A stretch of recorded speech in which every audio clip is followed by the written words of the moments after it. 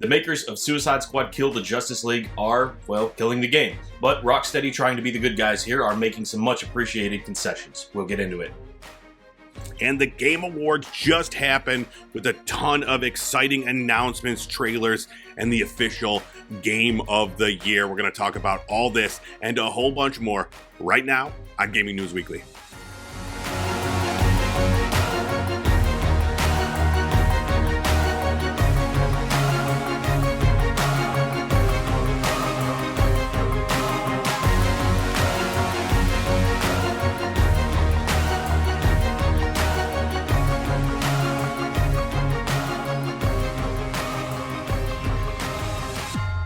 What's up, everybody? Welcome back to another episode of Gaming News Weekly, the best weekly video game news show out there. Every single Monday, you can find us on TikTok, YouTube, podcast services everywhere, bringing you all the biggest news from the video game industry. My name is E-Rock the Red. I'm joined every week by this man right here. Full clip. What is up? Yo, not a whole lot. You know, I've continued my streak of not really playing much new. I can't find it in myself to download 200 gigabytes worth of Indiana Jones over my glorified dial-up internet. So, you know, I've just been playing a little Black Ops 6. But, you know, we got a lot bigger news this week to talk about. And first of all, we talked about this a little bit before the show, but we've got a little bit of TikTok virality this past week. We did, yeah. This is what happens when you shit on Grand Theft Auto. They come for you, and they came hard. We talked about that Anante game. It's like the anime GTA, jokingly, and everybody was very upset with us that we were even comparing the two. But you know, you can't really. I guess it's sometimes context doesn't really show up too much and things, but. Yeah, it's been fun. I've been going back and forth with a lot of GTA fans, and I've been enjoying it. So, I'm going to say some more outlandish shit and try to get, we'll put another clip out there. This is what's been most successful for getting a lot of attention. So let's just start saying some heinous shit about stuff. Exactly. I think that's good. We'll just ride this TikTok wave right into the ground when it gets banned in a couple weeks. But yeah, it's been a lot of fun. I do enjoy it. Like, if you're not following us over on TikTok, it is a lot of discussions, happen there. I do try to get into it with everybody that comments and put out the new stuff. And especially going forward, I'm going to try to have every day starting December 19th, there's going to be a new game free from Epic. I'm going to keep everybody posted there. And just, we're not going to have a show for the next couple weeks. So I'm just going to be, posting random stuff on TikTok. So hit us up over there until we have to move to a different thing once the government steps in. But yeah, we got a lot to talk about, dude. This is our big Game of the Year, Game Awards episode. My favorite time of the year. We used to have E3. Was my favorite time of the year, and now that's kind of gone. Now we got the Game Awards. This is like the real big showcase for everything happening. So I'm super excited to get into that. We're going to talk about how we fared in our picks. Who has to get naked and run around? I don't remember what the bet was. It just keeps getting more and more perverted every time I bring it up. If I lose, I promise I'll do it on TikTok Live sometime in January. Perfect. I really hope this ban doesn't go through because I'm holding you to that. Oh, God. But before we get into that, I want to talk about a new game I was playing. And so I've been playing a ton of Marvel Rivals, like way too much Marvel Rivals, where my eyes are bleeding regularly. But on my Steam Deck, a new game came out called Billionaire. And it's a Plinko roguelike. And I am in love with this game, dude. It's so silly. It's kind of a combination of, like, you ever play Luck Be a Landlord, which is like a slot machine roguelike? It's a little bit like that, but so you could put these pegs in a board. Like, you picture your Plinko board. It's like a triangle or a square, and there's all these pegs. You drop these balls down. The pegs that you're putting in are the upgrades. So like each one does a special thing where, like, if you get like 5 of these, it multiplies your score and this sort of thing. So as the ball comes down, it's very much it's physics based. So like, you know, if the ball hits over here, it's going to go over here. And it is so silly and so much fun. I recommend it. It's on sale now. I think it's like $10. But it's just a great game to just chill out. It's a perfect game to like watch, you know, have something on in the background and like watch a show while you're playing, because you don't need to really focus. You know, you need to pop in some pegs here and there, and then the ball goes down and see what happens. But dude, what do they think of next? I don't know, but I'm here for it. This is the new post-Balatro world where everything's a game, and I love it. Take this idea, let's expand it to some DLC. We'll have the yodeling hill climber guy, roguelike. Just the whole Price is Right. We can have, the Price is Right, the wheel spinning, and I joke about that, but after Balatro, that could probably be a successful game. We'll do it battle royale anything style. Could be a game now. Exactly. Yeah, so it is a lot of fun if you're looking for another one of those fixes. And there is like a surprising amount of, you know, thought that goes into all the different kind of upgrades and stuff like that you have. So you got to work on getting a really cohesive board together. And it's a lot of fun. Check out Ballionaire. Don't sleep on it. It's going to be huge. Maybe not Balatro big, but it's going to be big. All right. We got a big show. Let's get into our new releases from this past week.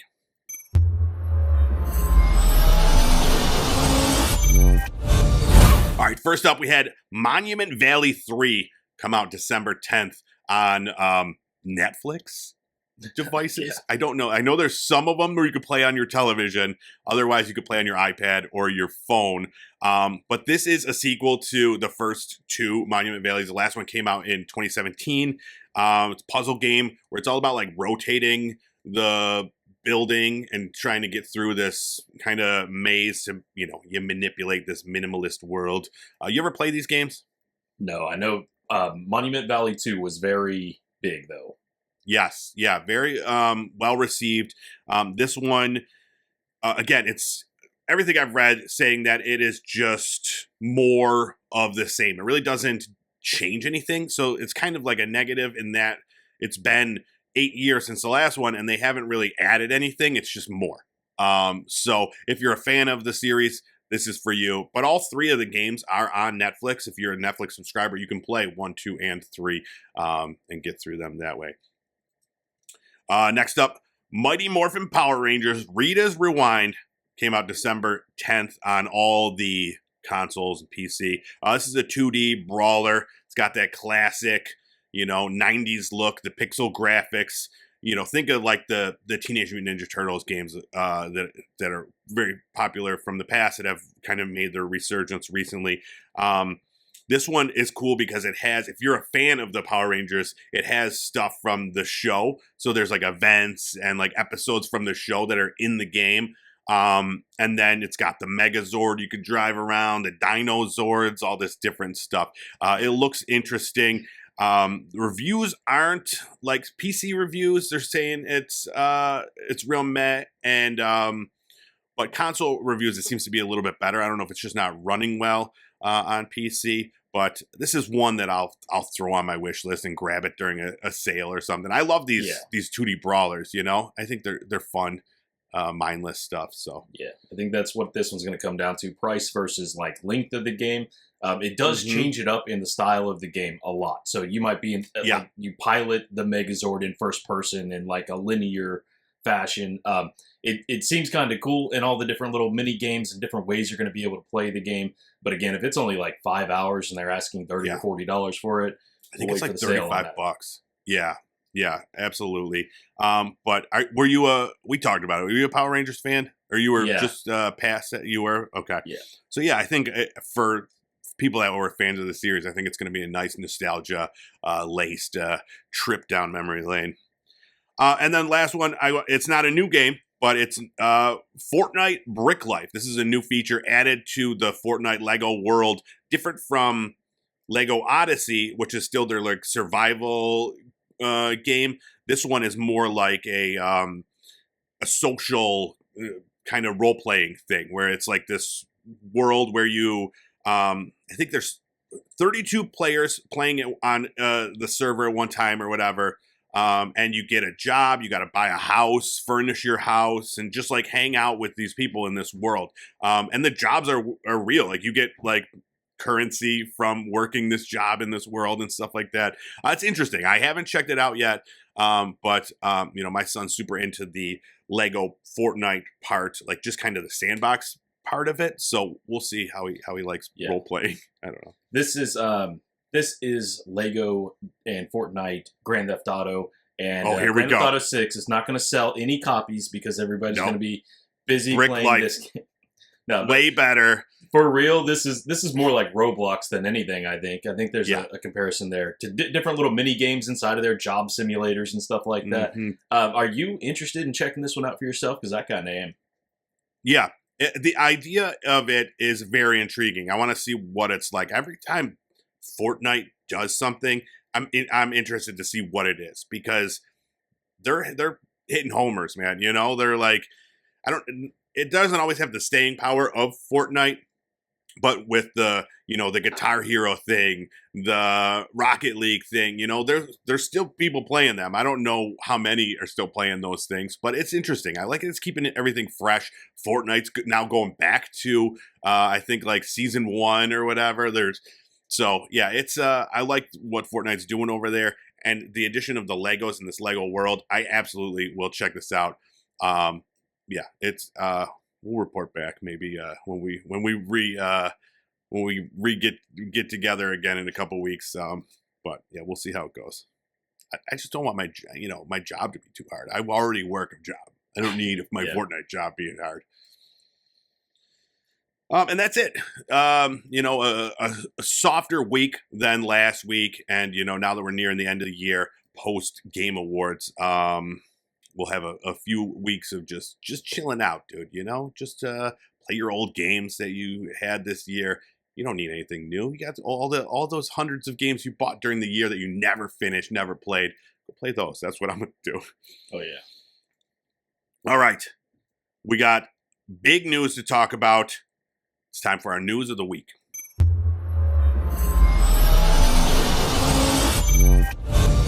All right, our big news this week, the Game Awards just happened. It was maybe like a 3-hour show.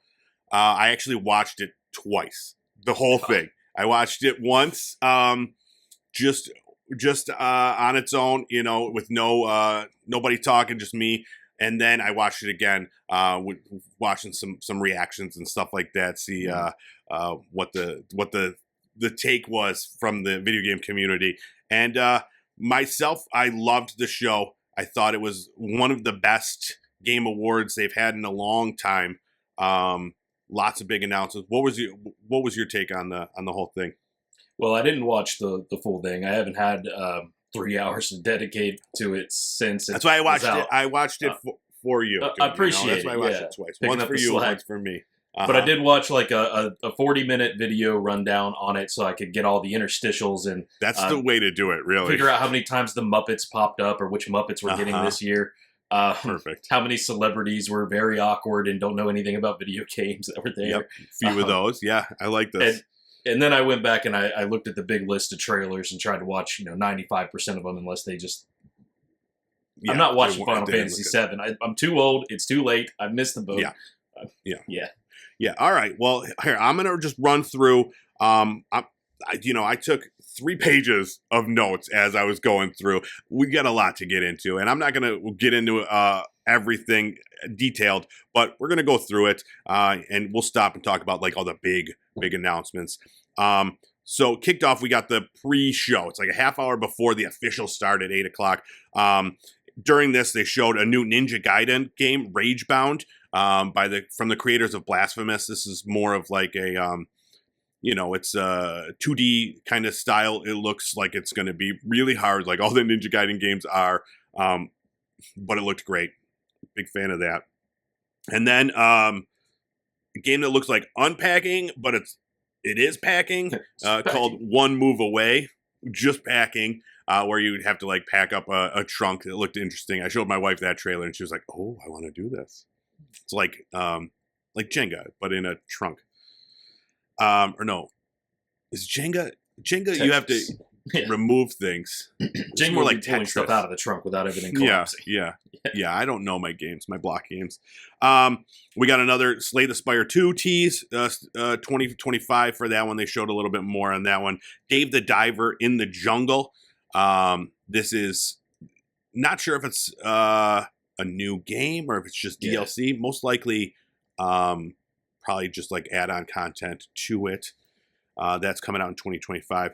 All right, and then this is my first like whoa moment here. Shadow Labyrinth. This is a Pac-Man Metroidvania game, which is very weird. And then I come to find out, which I haven't watched yet, but this is based on a Secret Level episode, the new Prime video game show.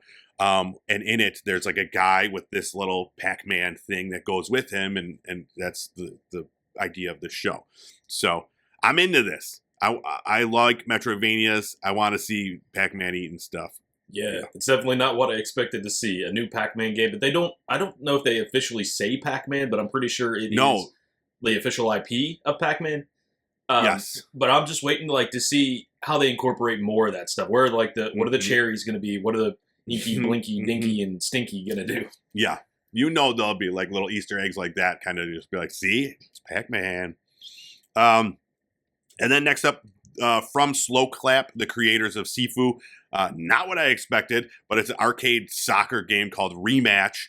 It's a 5v5 soccer game, football, if you will, where it's like faster paced, no offsides, and that sort of thing. It's just, you don't have to worry about all the rules. Some genius sat down and said, what if we took Soccer League, or Rocket League, and removed the cars? Wouldn't that be a cool game? And yeah, that's exactly what this is. We got a new trailer for Solasta 2. This is, I never played the first one, but now we're in a post Baldur's Gate 3 world. This could be the next thing. It's a CRPG. Looks a lot like Baldur's Gate in the way it turns and everything about it. So that one looks interesting. And then we got the official start. And what better way to start the show than with the Muppets? We got those old Muppets, whatever their names are, talking shit right away to Jeff. And then they get on with the show, where I'm not going to do we'll do the awards afterwards. We'll run through the list of winners. I'm not going to do those as we go along, just the announcements. But I do want to mention first, we kicked the show off with Harrison Ford. What's he doing there, right? He doesn't even know what video games are. Right. It would be because of the Indiana Jones game, but he's not the voice of Indiana Jones. Right. Yeah. So he was there with Troy Baker, the voice of Indiana Jones. So it was interesting. They gave away an award for, I don't know, best performance or something like that. So I thought that was cool. But then we get into the big announcements. We're kicking it off strong, dude. CD Projekt Red, Witcher 4. Yeah. Ooh, just a cinematic trailer. We got Ciri, the new Lady Witcher. But this was like a 6-minute trailer, and it looked amazing, dude. I don't know. I think we're all gonna, PC players are gonna struggle to get this thing to run based on everything I saw. It looked really good, and even on the clip, it said built on an unreleased. Yes, dude. And I'm just like, oh boy. It looked really good. She's got like this cool chain, and she's like killing this monster. So yeah, as I never played Witcher 3, but this one, like, I've watched the show and love it. The idea of the open world, the giant open worldness, that's what always freaks me out. But it looked great, and I definitely want to see more. But who knows when this will be out? 2020 3 or 2033 or something, it's gonna be a while. But that was plenty a big time one. Plenty of time to actually catch up on the TV series, since it involves Ciri and it's got a little bit of a backstory or something. There you go. And then from that announcement right into announcement, it's Bandai Namco from Software, and I'm like, what the fuck is happening? I was losing my mind. And then Elden Ring. It's a new Elden Ring game, and I'm like, I cannot believe what's happening. It's called Elden Ring Night Reign, and I've done some research since. It is a 3-player co-op game where it's kind of like a battle royale where you're dropped into this world, random builds. You don't get to pick your character or anything like that. Random areas, random enemies, and there is a ring that's closing on you. And it's like this acid rain that comes down, so you got to go and you got to kill these bosses and just try to make it out. And it is so strange. And I don't know how I feel about it. It's going to be interesting, you know? Yeah. Yeah, I could see it being like, I mean, it's Elden Ring, so it's more Elden Ring, which is cool. I like this idea, but I can see this not working out. But I hope I'm wrong. Right. I mean, it's going to take a particular type of player who's not necessarily your main audience for Elden Ring, because in that game, it's more about like mastering what you've got in front of you and the build that you spec out. Whereas this is random, and you have random bosses every night. I mean, you can't. I'm assuming that you're not going to be taking 20 shots at this boss and just respawning over and over, because you're facing like you got to survive 3 nights or something like that, and it culminates with the big boss at the end, but you don't know who that's going to be or what that's going to be. Yeah, I'm very intrigued. I like the idea of it, and I like that they're incorporating things from Dark Souls too. Like, it's not just Elden Ring. There's like bosses from Dark Souls and that sort of thing. And yeah, I like the idea of it. So there is a network test in February that you can register starting January 10th at nightrain.com to get in there. And so I'm going to try to register and see if I could get in there and try to see what this game is all about. I love the idea of it, and I hope that they could pull it off. So that was, I mean, I could not believe Witcher 4 and then another Elden Ring back to back. I was like, dude, what is this Game Awards? It started strong. And then the next big thing they show, it's from the creators of, or the creator of Ico and Shadow of the Colossus, Fumito Ueda, of this dude climbing this robot. And I'm just like, holy shit, dude. Like, I mean, this is another one. They came out with, what was the Last Guardian, you know, was always the joke for years that it took 15 years to create. So obviously this one, don't get excited for it just yet. You know, it's unnamed. There's not even a name for it. We just saw someone climbing a robot, getting in ahead and blasting off while a force field came and took things down. So this one, I got to imagine it is a ways off yet. But the fact that we're even seeing it at the show, I was like, this is another win for Jeff here. Yeah, he called in all the favors on this one. He's like, listen, you got a game that's coming out in the next 15 to 20 years. Can we show some of it at this at the awards? So yeah, I think it's gonna leave us with a little bit of I don't know. This might be the Game Awards where we're seeing this. You know, we'll be seeing it next year and the year after. Most anticipated it's coming game going forward. Yeah, but it was still very cool to see that, you know, they got something brewing. Next up, Obsidian. We got a new trailer for Outer Worlds 2. This was a more gameplay showing off what it was, and I always confuse Outer Worlds and Outer Wilds, so I never really. This one looks better. I know everybody loves Outer Wilds. I was not a fan of it, but this looks just like Fallout. Yeah, and by Obsidian, who did New Vegas and has had their hands in the Bethesda pie, and they know their ingredients. And the Outer Worlds 1 was very much like a spiritual successor to Bethesda games. And this looks like it's going to be even better with more like tongue-in-cheek comedy and stuff like that built into it. I hope it's like the Starfield that people wanted. Yes. Yeah, that would be cool. Yeah, if it's like that. It's just like kind of more comedy Starfield. And then next up, Joseph Fares gets up on stage. I love this guy. He's the creator of No Way Out, It Takes Two, these, couch co-op games. And he's got another one. It's called Split Fiction. This one's a sci-fi fantasy game. It looks amazing. I love these. I think you do too. I know you and your wife play a lot of the couch co-op games. Did you play It Takes Two? No, not yet. You should, man. So after watching this, now my son's much better at games. So I was like, we should try this. So I've been, we started It Takes Two again. I've been playing with him, and the game is so amazing. And this split fiction looks just even better. I like the way, like, basically the premise is there's a sci-fi writer and a fantasy writer, and they get put in the same simulation. So it flips back and forth between sci-fi worlds and fantasy worlds, and I think it's really cool. Yeah. I'm excited for that one. There's a pig It's level where you turn out to be like hot dogs on a grill. Yeah. Yeah. Yeah. This is when I was watching this trailer, I'm thinking like this is some of the more unique stuff I've seen in like a new game announcement in quite a while, where all the little pieces of it are, it's like nothing that we haven't seen before. Even the whole simulation thing is giving me Assassin's Creed vibes. But put all that together into one game, and how crazy it's going to be, kind of combining the fantasy elements, the sci-fi elements separately, not into like a cyberpunk kind of thing, but there's twinges of that in there. That's going to be an interesting game, but I'm going to have to wait and see a little bit more. And it being like, I'm wondering, is it co-op only, or can you still play like single player? His games are always co-op only, so you got to have a friend. All the solos out there, you're screwed. You gotta go rent a friend. And then, that's coming out soon, March. That one's March 6th, got a release date. So we don't have to wait long to see how that one is.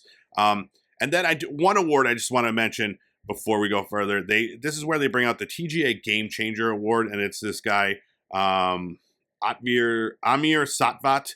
And this one, it choked me up a little bit. It's this guy who saw all these layoffs happening in the game industry and decided he's like, not on my watch. And he like created this hub of job postings and tools on how to get a new job. And his resume has grown to him having gotten hundreds of people new jobs after they've been laid off in the gaming industry. So they gave him an award, and it was really, really cool to see. Well deserved. I thought it was cool because I never even heard of that. And I was, this year, obviously, with all these layoffs. Something like 30,000 over the past year or two. Crazy. Yeah. So, well deserved award going to him. It was the first ever TGA Game Changer Award. So I like that. I like that idea. Next up, this one, dude. This one I thought of you instantly. Steel Hunters. It's a giant robot multiplayer game. I did look more into this one. So it's 7 robots, teams of 2, and it's free to play. It looks a lot like a little Titanfall-ish, but faster. Way faster. Different animal robots you can be. It's going to be fun. There's a PC beta that's out right now, so you can try to get in on that. But what were your thoughts on this? So I was actually aware of this one before. I saw some of their advertising that nice. I guess they checked the right boxes and it hit me. So a few months ago, I actually saw this. I signed up for more information on it, but I haven't seen much since then. And the only thing here, because it's like, they're saying Apex or Titanfall, it's from the makers of World of Tanks and World of Warships and stuff like that, which is always like very, very, I don't know what you want to call it. Their monetization tactics are not great. There's a lot of pay to win, I think people accuse them of. Oh, shit. I've only touched like World of Tanks a little bit. I think that's the only one of their games. But, if they can kind of get away from that, I am all about this. The game looks fantastic. It's just about how are they going to implement like pay to win features and stuff like that. Yeah. I'm interested to definitely see more because it could be amazing. It could be amazing or it could be really bad depending on the monetization. Just the different robots and that sort of thing. They all looked like they had different abilities. So it was cool. It looks fun, but I'm sure we could probably see more of that out now with people in the beta. Then we got to look at The Long Dark 2, Black Frost. Never played that game. I didn't play that first one, but man, this one makes me want to. This looks good. It looks cool. Yeah.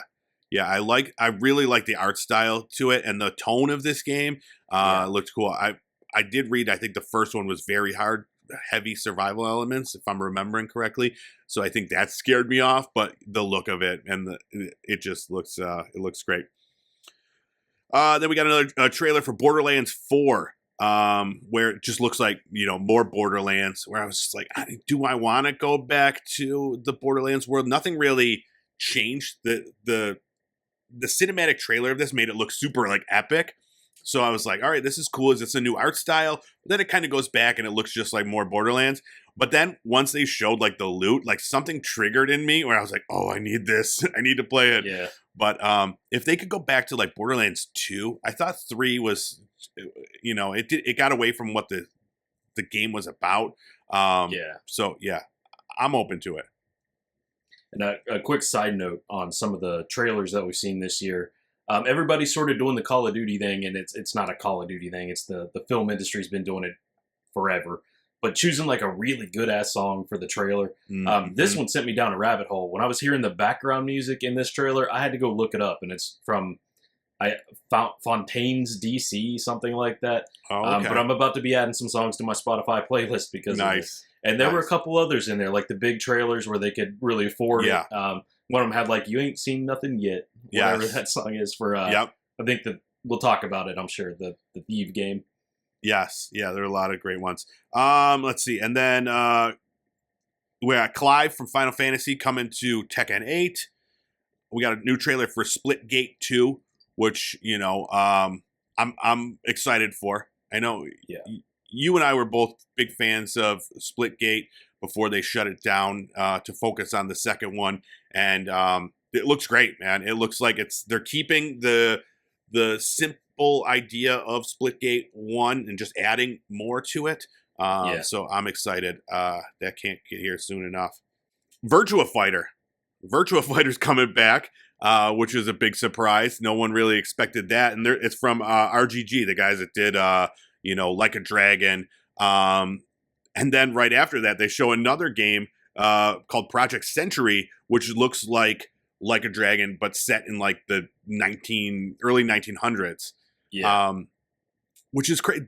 This developer, man, they're so busy because they also have the Like a Dragon pirate game coming out soon. They're crushing it, man. I was very impressed. But that Project Century looked violent and very cool. Yeah, most of the Like a Dragon seems a little goofy on purpose. A lot of like gotcha mechanics and stuff like that. But this one looks totally different. It looks more like one of the older Sleeping Dogs games that you would have played on Xbox 360 maybe. A lot more serious. Yeah. It's set in 1950 Japan. Very serious and almost like playing a Mafia game. It's one of those period pieces. But this one, I think it's definitely up there on my list. It may be one of the few games of the next year or two, whenever this comes out, that I buy brand new, full price. Yeah. It looked great. Then we got Kojima. He didn't have anything to add. He was just there giving an award. It was a little disappointing. I was like, all right, it's Kojima time, baby. But no, whatever. And then we got a trailer for Turok Origins, which I was excited for. It took me back to my N64 days playing Turok, which is such a hard, terrible game. But I loved it. I like that multiplayer, being like the Velociraptor, being like a swarm of mice. Yes, dude. It was such a fun game. I'm really excited for this. It's by Saber. Looking forward to seeing more of this because the trailer, while it was just cinematic, it looked cool. It had a lot going on. We got more Helldivers stuff. The Omens of Tyranny update came out right then. Warframe, that's still going strong. They got their, I think it's their final update, Warframe 1999. More Pale World stuff. Which I just wanted to talk about real fast. Did you see that they removed the sphere throwing in Pal World? No, I didn't. Yeah, they just did an update recently. I think it was like last week, where now you just hold your Pale Sphere out in front of you, and then your, I was going to say Pokemon, your Pale comes out next to you. So this is them getting around that lawsuit, it seems, which I thought was interesting. But they had a trailer talking about some new update with some big guy fighting a big lion. I don't know. It's been a while since I've been in Pale World. And then this one got everybody excited, except me, because I'm not familiar with Onimusha. But Onimusha Way of the Sword was announced. I've never played Onimusha. Have you? I played Onimusha 2. It was one of the first games I had on PlayStation 2, and I remember thinking, this game has no business looking this good. Yeah, that's great. So yeah, everybody, this doesn't come out until 2026. But yeah, people in the industry are super psyched. It made me want to go play Onimusha, which I've never. You think we got orbs flying around and stuff like that. I don't know what it is, but yeah, I'm gonna check it out. Then after that, the Russo brothers presented the first Berserker Kazan, another cinematic trailer for this. We've heard this game before, but it looks good. No gameplay though. Still, it was like a cinematic of him fighting a dragon, and it comes out in March. So we haven't seen any gameplay, which I'm a little worried. But it's definitely kind of this old school like kind of Conan the Barbarian style vibe to this one. Arad Dungeon Fighter was like another dungeon fighter. This one more animated, kind of looks like a gacha style game, but I don't think it is. I really don't know any. This is another one entirely cinematic. I think like 90% of the trailers were just like cinematic trailers. There was very little gameplay showed at the Game Awards. We got a trailer for Dying Light: The Beast. This is a new standalone game coming out in 2025. The Overcooked devs had a game called Stage Fright, where it looks a lot like that Split Fiction, where it's a co-op game where I swear you could hear Joseph Fares like in the back just yelling "fuck," Yeah. They took my idea. But I'm excited. Couch co-op is back. It seems like it's becoming a thing again. We'll be able to play some more games that way, which is great if you've got someone to play a game with. And then Game of Thrones game called King's Road looked interesting. I'm a big Game of Thrones fan, and this had like all the characters from the show in it. And then I found out it's a mobile only game, and I was immediately disappointed. Yeah, it looked good until you hear that detail. Yeah. Double Dragon Revive, a racing game called Screamer, which I guess was a old game that's being remade. I had never heard of it. You're the racing pro on this. You ever heard of Screamer? I'd not heard of that one, but I think it's from like 30 years ago. So okay. And then Snoop. We got Snoop out there singing all the hits, baby. Nice little Snoop Dogg medley. Get us going. Speaking of racing, Sonic Racing Crossworlds, the smallest little tease. It was like, hey, we got a racing game coming out, and that's it. No information. And then Mafia: The Old Country. This looks amazing.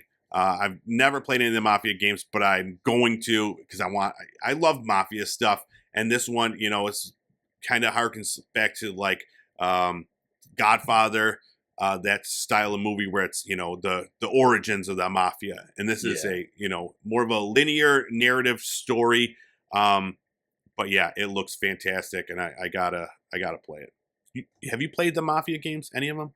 No, I've looked into like 2 and 3. My brother-in-law was really big into those and showed me the differences between the two, and some of the steps forward, some of the steps back.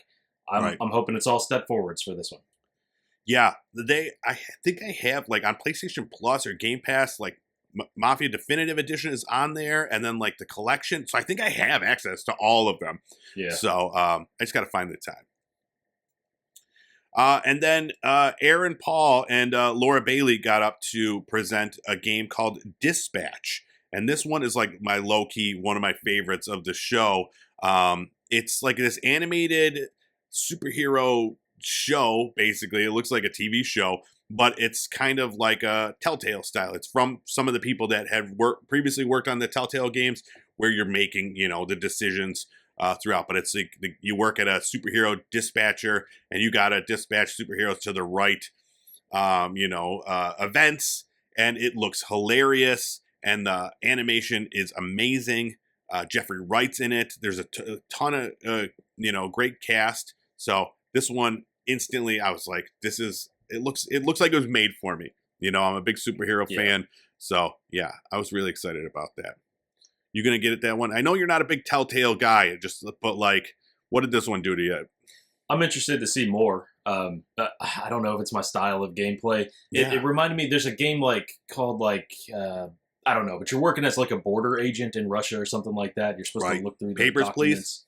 Yes, that's it. Yeah. It kind of reminds me of that sort of vibe.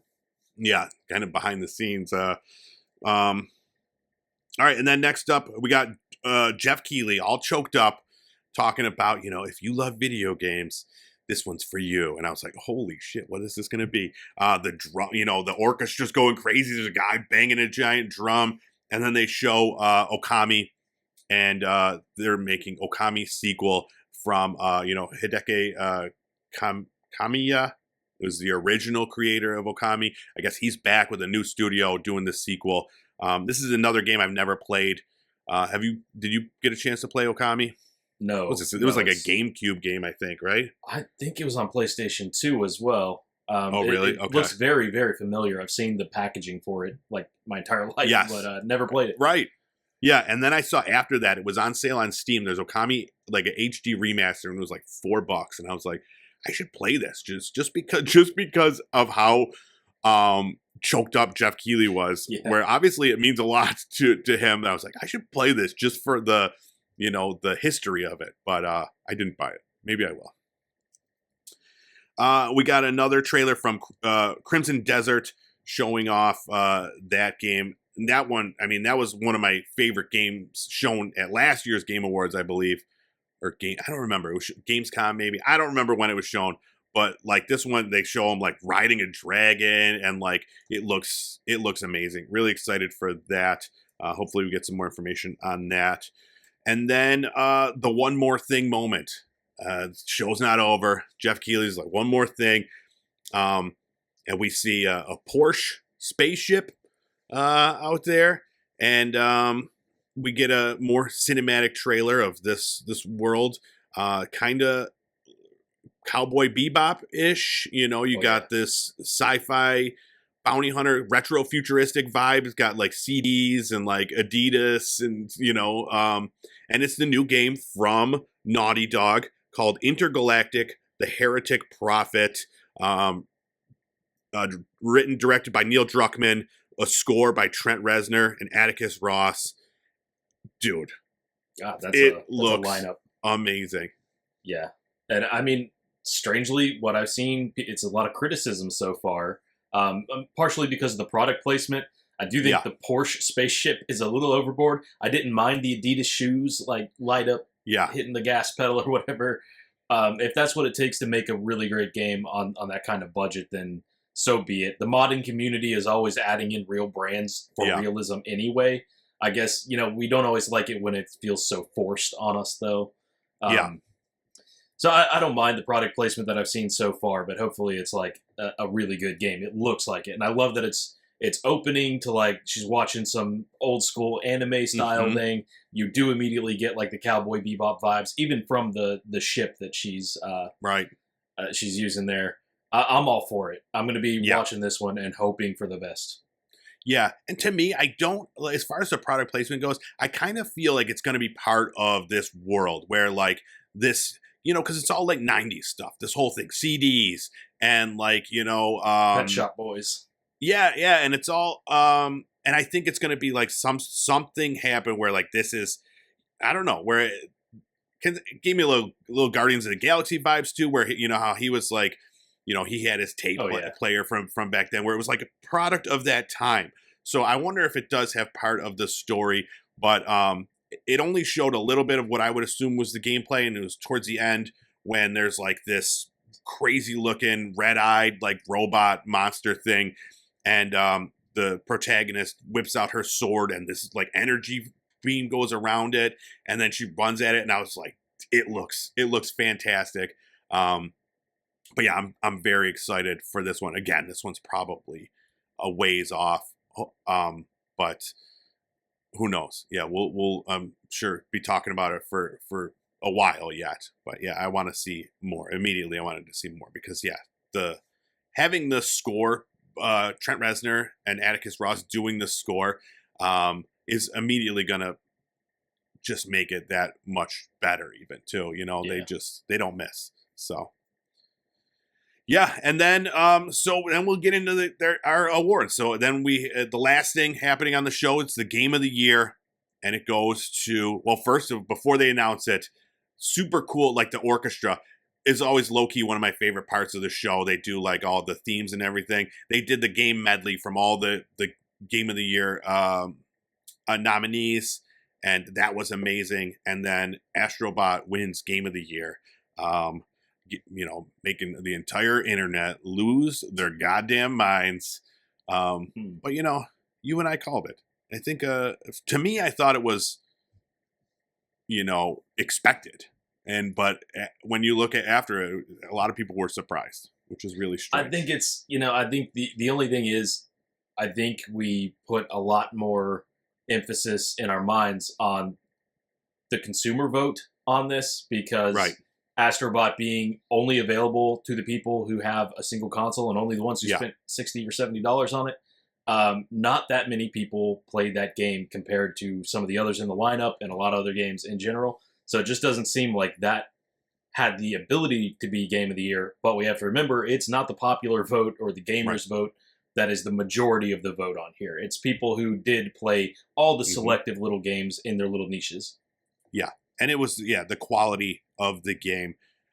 Side note real fast. So one of the things I saw afterwards was people saying how Black Myth Wukong should have won, which to me was never, I never played it, but to me was never consideration as far as game of the year. Like, looking at the scores, I think it had 80s. Like, it was the lowest rated game of the year nominee from Metacritic ever, I believe. But I just saw earlier this morning that the publisher put out like this super long like speech about it, like talking about how he was like mad that they didn't win game of the year, and like it was like really, like he said, he's had his his game of the year speech prepared for 2 years because he knew this was the best game and shit like that. And I was like, damn. I was like gonna buy the game, and now I'm like, I don't know, man. Like, this guy seems kind of like an ass. Sour grapes. Yeah, dude, big time. Like, it just I don't know. But let me run through the winners real fast. Best fighting game, Tekken 8. Best VR AR game, Arkham Shadow, the Batman game. Best esports game, League of Legends. Games for Impact was Neva. Innovation and Accessibility, Prince of Persia: The Lost Crown. Best family game, Astrobot. Best performance was Melina Juergens from Senua's Saga 2. Best action game, Black Myth Wukong. So they won best action game. Should just be happy. Most anticipated game, GTA 6, of course. Best multiplayer game, Helldivers 2. Best community support, Baldur's Gate 3. Art direction, Metaphor Refantasio. Game direction, Astrobot. Action adventure game, Astrobot. Best RPG, Metaphor. Best sports racing game, EA Sports FC 25. Best sim strategy game, Frostpunk 2. Best ongoing, Helldivers 2. Adaptation, Fallout. Best score and music, Final Fantasy VII Rebirth. Best indie game, Balatro. Best debut indie game, Balatro. Best mobile game, Balatro. Audio design, Hellblade 2. Best narrative, Metaphor Refantasio. And that was it. And then the player's voice was Black Myth Wukong. So again, but I think that was the entire country of China voting for their game. I'm not even being sarcastic. Like, I think they had a big push, which is fine. Like, I was excited that we had a game from China for the first time ever being included in there, and hopefully we'll get more from them. But give me, first of all, I want to get your thoughts on the award show. 1 to 10. I know you didn't watch the whole thing, but as everything you've seen, what would you give it of a score? Yeah, that makes it very hard to judge. I'm going to say an 8 out of 10, because this is probably one of the better ones we've seen. It's just let's man, I don't know what to say. Like, the Muppet stuff every single year is a little strange. The celebrities who don't seem to know where they are is a little strange. Let's just clean those couple things up. Yeah. It needs to decide what it wants to be, because it's all really just world premieres. And that's what most people tune in for. But then when they do occasionally switch gears, and it becomes an award show, it seems Right. weird because half of the awards, it's just Jeff rattling off. Like this one, this one, this one, this one. And then occasionally, I think there was like maybe like 4 where they did like a presentation and announced like the winner and they came and gave a speech. But yeah, it doesn't really, like, if you want to do that, great, do that. Or if you want to just be a showcase of games, great, do that. But to half-ass both, like, I don't know. This one was very much, to me, one of the better ones. I thought the pacing was great. They kept hammering out big things happening over and over again, which was awesome. There's always room for improvement. So I'm right there with you. 8 out of 10. I thought the announcements were they had big announcements. Now this was the 10-year anniversary of the Game Awards. So I think they came, again, like I said, Jeff reached out to all his friends and was like, "Listen, I need something big." So we didn't get Silk Song. We didn't get anything from Valve. So no Switch 2. These were the rumors going in. But there's a lot that was missing. Wolverine. I was hoping for maybe some Wolverine stuff. Nothing there. But what we did see was cool. And I'm excited to see more. Now I know everybody's waiting for this information. Who got more correct on the thing? And it was close. But I was the champion by 3 points. There you go. So you're in trouble. We'll figure out what exactly, your punishment is. Tonight's big loser. Yes. But it was a lot of fun. And I'm very excited to see more information from these. We didn't get any, a lot of times they'll do like the shadow drop or like available now, we didn't get anything like that. So everything does kind of seem pretty far off in the future. So like that instant gratification isn't there where like, okay, like the high was so high when I'm looking at all these things. And now I'm just like, oh shit, now I got to wait like 3 years, 4 years for these games to come out. So I'm coming down now, but hopefully there's something in the near future that can get me going. I think you've got about 6 days you can try out Steel Hunters, if nothing else, in their beta.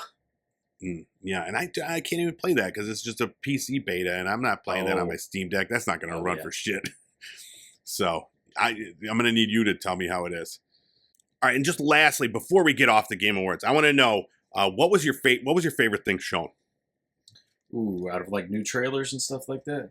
Just everything. Oh, definitely Catly. We didn't cover that one. But, shit, I forgot about that one. That was the weird one where at first I was like, is this like an AI-made game with cats? I forgot about that one. I don't know exactly what that is. I don't know either. A lot of cats, though. I think we also missed Thick as Thieves, the new I did multiplayer. I forgot about that one too. Yeah, I went right past that one. That one looks cool. Yeah, realistically, I think The Witcher 4 was awesome. It was nice to see something from there. Outer Worlds 2 was big. I'm interested in Steel Hunters, but like I said, I'm a little torn on that. I'm just gonna have to see some more. Probably the best thing for me was the very last one, Intergalactic: The Heretic Prophet. I feel like I could use a little tightening. Let's just call it Intergalactic. Intergalactic. Yeah. Yeah. That was my favorite too. It looks so cool, and immediately it was like I said earlier, it was that real high where I'm like, oh my god, dude, this game looks amazing, and then the realization that I'm not going to be seeing any more of it or playing any of it for a few years, and I'm just like, I want it now. Like it looks awesome, and I want to see more. So that one. And then I think that Dispatch for me, it just looks like it was a game made for me specifically. Yeah. So I'm excited for that. So, great show. And, let us know what your favorite things were, from the Game Awards. Hit us up on, Blue Sky or TikTok, and, we'll talk more. All right. Let's real quick talk about the PlayStation Plus, extra and premium game catalog. The games were announced, and they are Sonic Frontiers, Forspoken, Rabbids Party of Legends, WRC Generations, Fist Forged in Shadow Torch, Jurassic World Evolution 2, Coffee Talk Episode 2, A Space for the Unbound, Fogs, and Biped. And then premium subscribers also get Sly 2, Band of Thieves, Sly 3, Honor Among Thieves, Jak and Daxter, The Precursor Legacy, and Star Wars Tales from the Galaxy's Edge for PSVR 2. So some fun games added there. Nothing like I'm dying to play. This is where I get to say, hey, I could finally try Forspoken. That's one of those games where like you played the beta, right? I played when it was first shown. So yeah, it was fine. It was definitely one where I was like, I'll wait until this comes to PlayStation Plus, and we're there. We're finally there. Yeah. And Sonic Frontiers, I never played. Not being a huge Sonic fan, but it's definitely one I could check out. Play with my son. I know he's really excited about this Fogs, where like you both play as a two-headed dog. So I showed him the list, and he was like, "Oh, when Fogs come out, I want to get in there." It's like a co-op game, kind of like I think it's like one of those physics, like Human Fall Flat or whatever. Like one of those games. Yeah, so, it does look good. Yeah, but nothing major. Jak and Daxter fans, if you got the premium, that's pretty cool. Get those classics out there. But anything.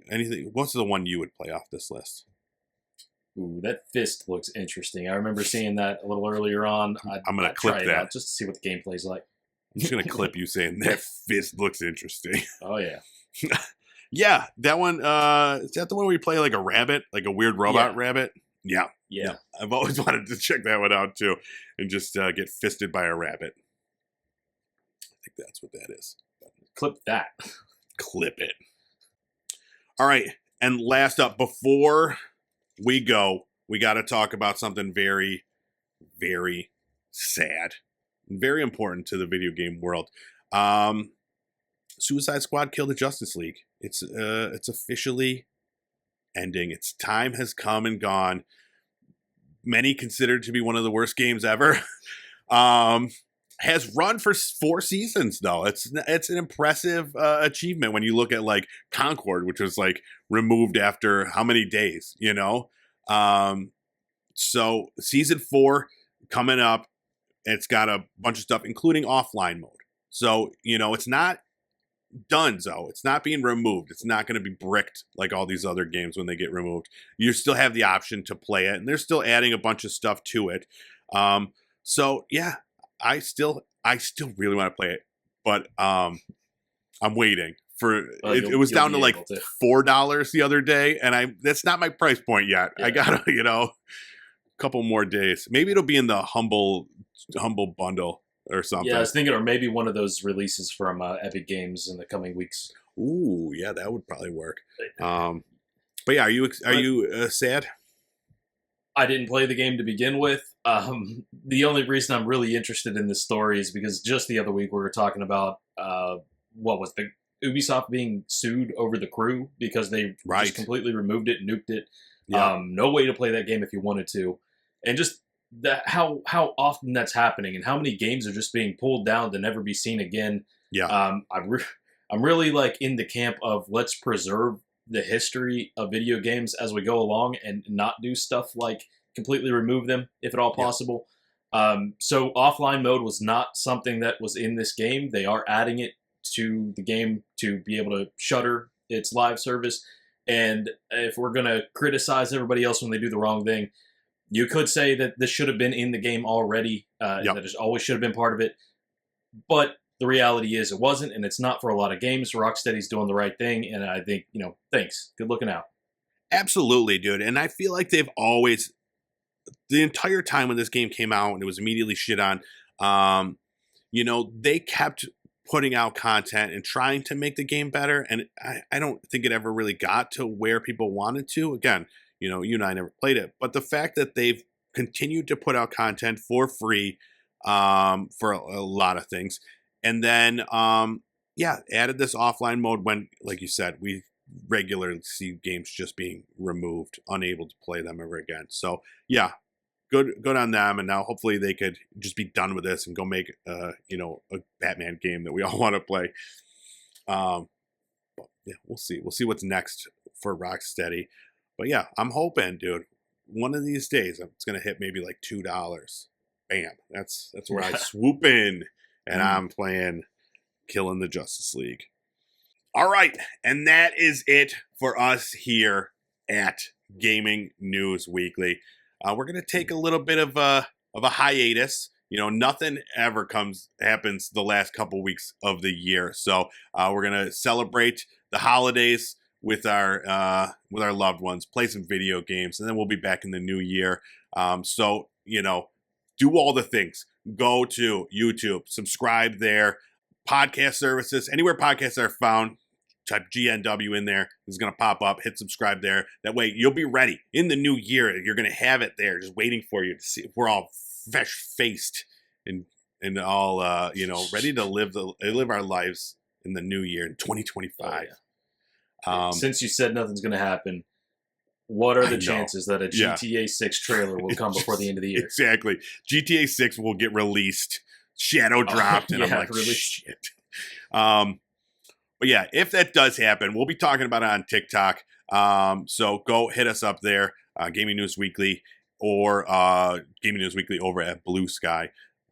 So keep up with us throughout the next couple weeks, and yeah, we'll have all the exciting news and free games and all that stuff. So don't miss that. And then anything else?